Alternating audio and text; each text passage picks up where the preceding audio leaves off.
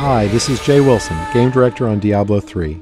Today I'm going to tell you about a new feature we've added called Artisans. Artisans are special NPCs who help the player in his fight against Diablo by lending their skills as craftsmen. This is a concept of the blacksmith, the first artisan you'll encounter in Diablo 3. You don't start the game with access to artisans. You discover them on your journey through Sanctuary. The loyalty of these craftsmen is not given freely, it has to be earned. When you encounter them in the game, you'll have to gain their trust and loyalty by being the hero that we all know you are. Once you've gained their trust, they will follow you throughout your adventures, aiding you any way that they can.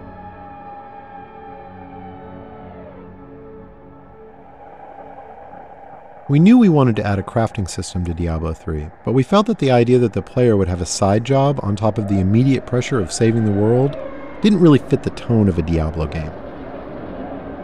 We also didn't want the player to have to spend a ton of time banging on an anvil when they should be out killing things. So instead, artisans will do the crafting for you. As you can see, the blacksmith has set up shop in New Tristram and is ready to help out. Artisans can act as a normal vendor, selling a variety of useful items and purchasing anything you don't want to keep in your bag. All artisans can also craft certain items, depending on the type of artisan. The blacksmith mostly focuses on weapons and some types of armor. On top of that, all artisans have special abilities unique to them. The blacksmith can repair items, but most importantly, he can add gem sockets to some item types that do not already have sockets, regardless of the quality of the item.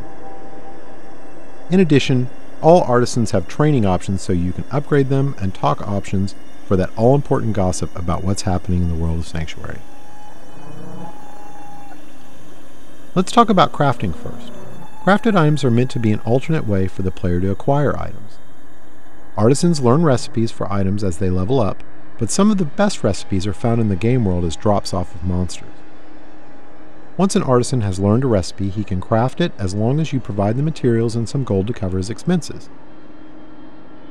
In keeping with Diablo tradition, we didn't want a crafting system that produced completely predictable items, so most items your artisan creates will have a series of set and random properties. Here we see a few items that have some set, but mostly random properties. These could be good for any class depending on what properties they produce.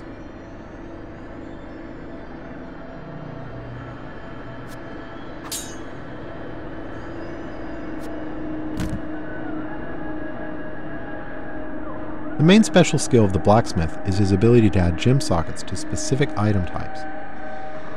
This is regardless of quality of the item, so a rare or legendary weapon could have sockets added to it. This allows gems to be used to a much greater degree in Diablo 3 than the previous games.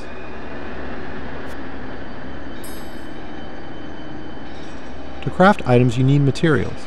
Materials are acquired primarily through salvaging. You can use a special artifact you acquire that allows you to break items down into materials that can be reused in the crafting process. This has a couple of advantages. Less trips to the vendor to sell items because you can easily break them down while you're adventuring, and any items you don't need you can recycle in the hopes that they can be turned into something better. Artisans can be improved over time. The artisan does this by using crafting materials you provide him to train and practice. As you can see, once you've acquired the right materials, the upgrade process is quick. The goal here is to put the time investment into acquiring the materials you need through fighting monsters, not have you spend tons of time in town with your vendor. One of the great things about artisans is that they are visualized in the world.